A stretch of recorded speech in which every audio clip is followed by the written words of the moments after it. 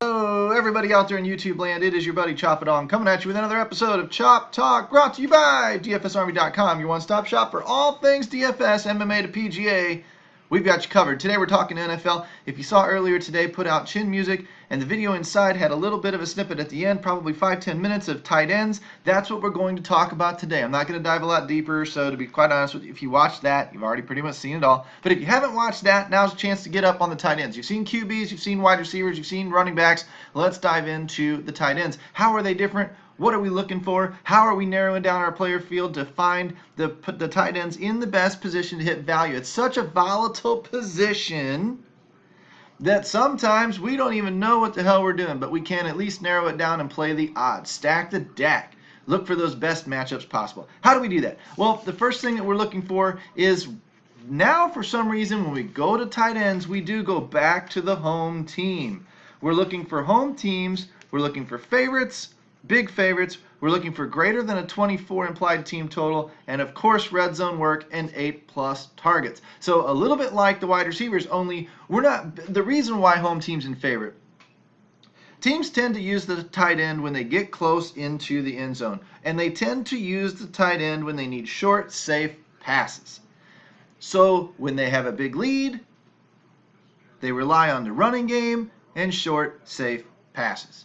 That stands to reason that the tight end would be in play. When we're down by 10 points, the tight end probably isn't in as much play. Sure, in the prevent, he gets some of the underneath stuff, but we're generally trying to stretch the field. We're generally trying to, chuck the chains and really try and move that ball and gain ground quickly. And we do that a lot of times as extra protection. We kind of keep that tight end in and help any blocks a little bit more. So all of that stuff plays into game flow and into the spread and why we need to be favored and why we need to be home. There was something else I read last year, can't remember it, why he needs to be home instead of away. There was some neat little statistic. I wrote it down. I forgot about the why. I just am remembering exactly what it is that we're looking for. 8+ targets sounds great. Not a lot of tight ends get it, if any do. Red zone work is great. I mean, what good are you as a tight end if you're not getting use in the red zone? But those things all combine together. The high implied total stands to reason. The more points we score, the more love there is to be spread around. If our quarterback only throws for 1 touchdown pass today, it might not be to a tight end. If he throws for 6, tight end probably got some juice. So that's kind of the idea and kind of the philosophy. Now, how do we use the research station to find those guys? Well, we use the filters again, just what you've been seeing. So let's see how this shakes out. See how far we can cut that player pool down, because I'll bet you we cut it down a lot. First thing we're going to do is we're going to take that team total and we're going to take it over 24, greater than 24 points. Why? Because that just seems to be the threshold. And boom, all of our underdogs just disappeared. Travis Kelce, gone. Jimmy Graham, gone. Unless he's playing on Thursday night. Thursday night slate's not loaded on here. Who else? There are some big names that just disappeared off of here and left us with Gronk, Walker, Rudolph, maybe some Doyle, Ben Watson. These are guys that, quite honestly, are in good positions. We've got plenty to pick from. So if we look for the big spreads and the higher than 24 totals, what we can do now is we can scroll over here to the 2017 stats. And yes, this is going to change a little bit. Benjamin Watson didn't get used very much last year, obviously. This year, he figures to be used a lot. So the targets per game number for him doesn't mean much. But the targets per game number for the others, probably, Gronk isn't going to change much. Kelce, those types of guys, they're not going to change their totals. Ertz isn't on here, but Ertz is on Thursday.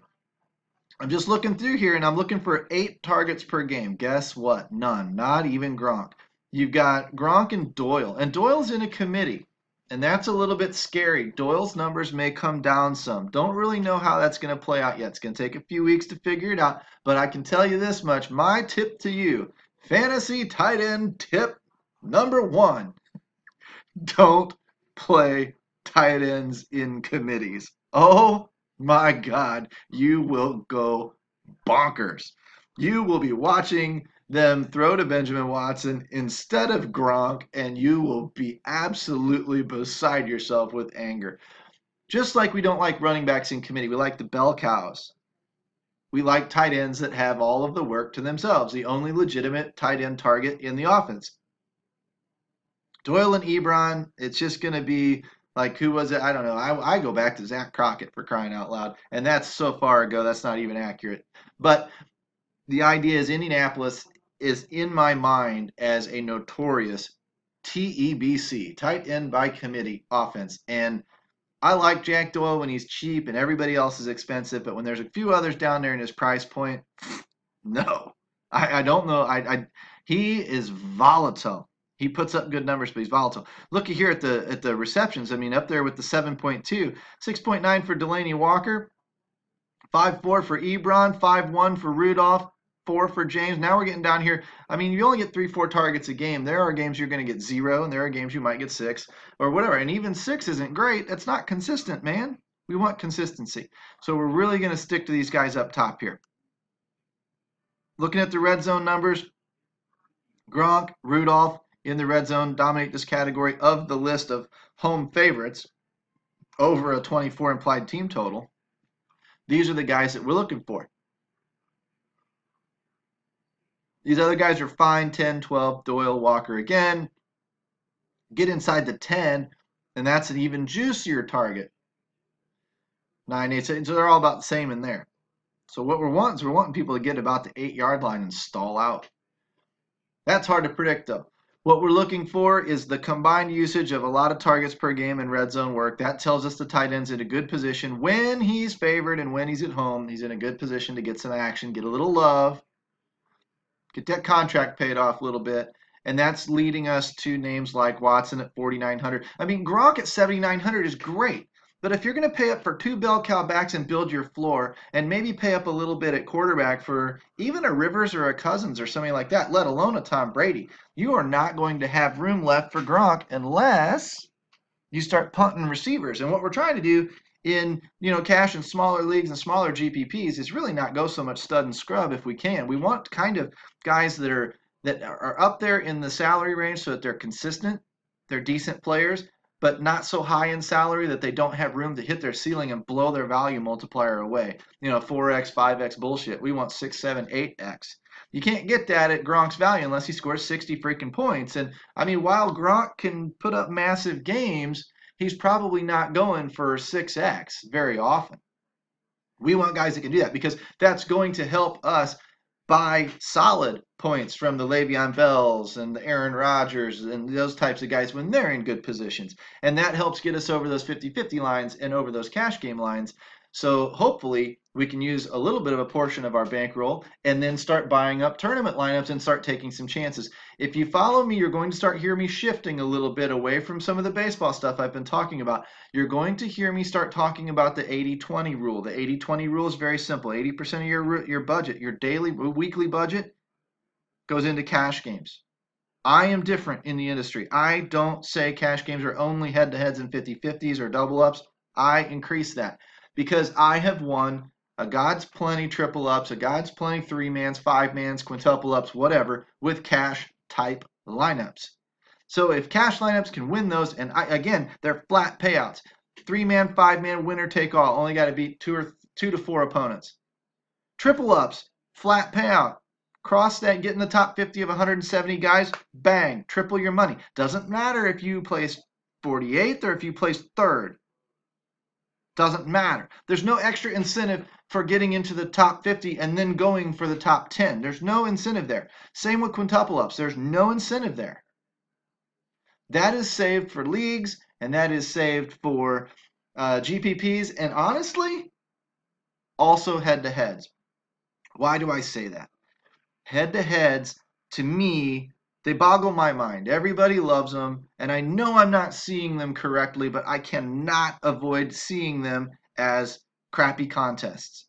I don't like them.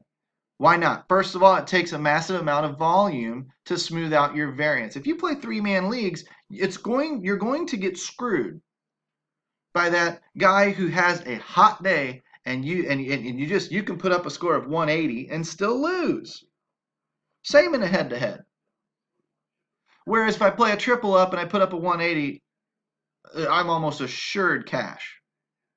because the money line is stable because there are 170 people in the contest, and I don't the one guy or two guys that beat me if I place fifth in a 100-man or 170-man triple up, if I place fifth, doesn't matter because I still place in the top 50.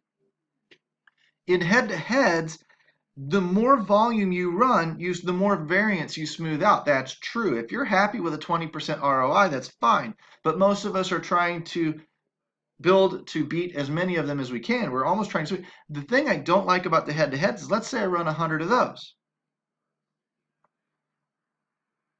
And I sweep them all. I beat 99 people. I had a top 1% strength lineup.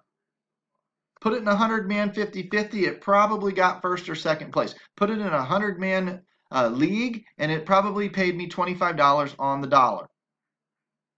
But in my head-to-heads, I barely doubled my money. Where's the damned incentive to take the risk to build the lineup that sweeps everybody? There isn't any. So I'm naturally dumbing down my lineup and killing my ROI to only get 10%, 20%, 30% profit. That is fine if you're leveraging hundreds or thousands of dollars. That's smart. But if you're a smaller bankroll guy and you're only leveraging 10, 20, 30 bucks, that ain't smart. You need to use the bigger contests to leverage your variance, to leverage your stability, as opposed to the smaller fluky head-to-head 3-man, 5-man contests where variance is a major factor. You don't use those to leverage your small bankroll. You use those to save, their head-to-heads are very safe. If I had 1,000 a week, 1,000 head-to-heads, and built a top, 30% lineup, something that beat, 7 out of 10 guys, I'm smashing. I'm pulling back 300 bucks, 400 bucks. That's great. That's real money. But nobody gets excited when they put $10 in head-to-heads and wins $4. You want to win $9. Well, you can't do that if you don't take some risk. And even then, you still might lose because you're only playing 10 people. And on any given day, one of those guys can beat you. You see where I'm going with that? So cash games to me are 50-50s, head-to-heads if you have the volume to play them. Double ups if you enjoy paying an extra 2% rake. Become a VIP inside DFS Army and learn how that works out, because I break down contests quite often.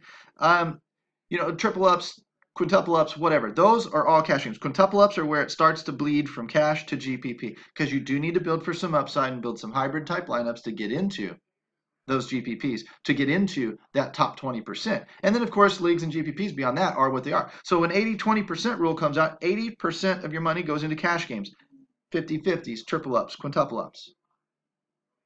The other 20% goes into leagues and GPPs and things like that. And that's how we organize it out. So that and those can be separate lineups. They can be the same lineup. I tend to run 3 what I call ladders. I run 3 $10 ladders most of the time. And that $10 is a $5 50-50, a $2 triple up, $2 quintuple up, and a $1 100-man league or GPP. And I'll take the same lineup and I'll run it in 3 different outlays of that same structure. And my goal is to win 2 out of the 3. If I hit the 50-50, it pays for itself. My $5 comes back $9. I'm down $1. Big deal. I hit the triple up, it's profitable. I hit the quintuple up, it's profitable. I hit the 100-man, and we're really going for the gusto. I can put out $10 and bring back $40, $45 in a 100-man league really, really easily. But if I just hit the 50-50, I can live indefinitely off of that. That's the idea. And you're going to do well in the 100-man leagues in spite of yourself a few times, and that's going to repair some of the damage from the other ladders or other contest 50-50s that you don't hit. It'll repair some of that damage. That's what we mostly talk about when we talk about contest selection inside DFS Army.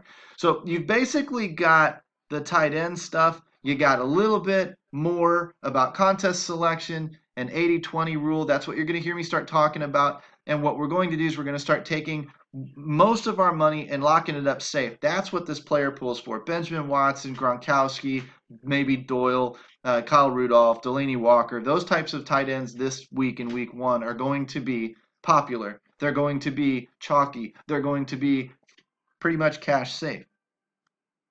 Now, if we want to run a Travis Kelce who's on the road and who's an underdog and whatever else, because he's a focal point in the offense, that's fine.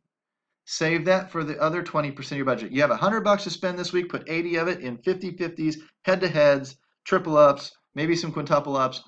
Get that up to about 70, 75 bucks, and then take the other 20 to 25 bucks, 30 bucks, and start putting that in your $5 GPPs and whatever else, with maybe a contrarian lineup that includes a Travis Kelce, that includes a Jimmy Graham.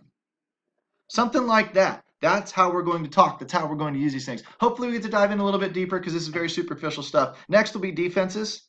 Probably coming back on the long weekend when we really start getting cranked up. Maybe put it out on the weekend because I'd like to get these things out and get these things produced for you before Monday. Because on Monday I'm going to be cranking on the NFL article of chin music, which is called The Wishbone. Remember that old formation? Steady Eddie. That's who I am. That's why you love the chalk eater. You love ChopTalk, because I'm not afraid to eat chalk. I'm not afraid to brag about it.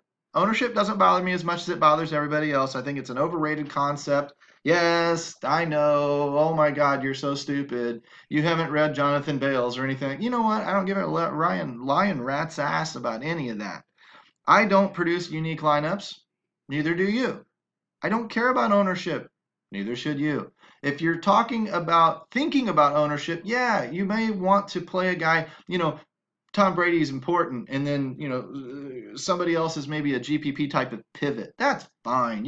I do that stuff. I'm not a complete moron, but I don't sweat over it. I don't over prioritize ownership. I don't hunt for low ownership plays. Oh my God, I'm going to run, I don't know, Blake Bortles. Because nobody's going to be on. Yeah, there's a reason nobody's going to be on Blake Bortles. Blake Bortles throws for 40 points, c'est la vie. I'll tip my cap to you and silently call you a dumbass. But I can see why you do it if you put out 100 lineups. You want to cover all the bases. Go for it. Those are things we're going to talk about as we go on. So here's the tight end portion. Sorry to drag this out too long for you guys. Hopefully you get a piece of what we're looking at and you come back, you consider becoming a VIP. Click the link in the description down below or in the comment section down below. Use coupon code CHOP, C-H-O-P. Become a VIP so we can talk even more about this kind of stuff. I put out a 2-graphic video for my VIPs today discussing sliding scales and why the education of the donkey is killing our cash games. If you want to know that kind of stuff, you got to be a VIP. Take care, guys. Use coupon code CHOP, C-H-O-P, and we will see you on the inside next week, week 1. Here we come, baby.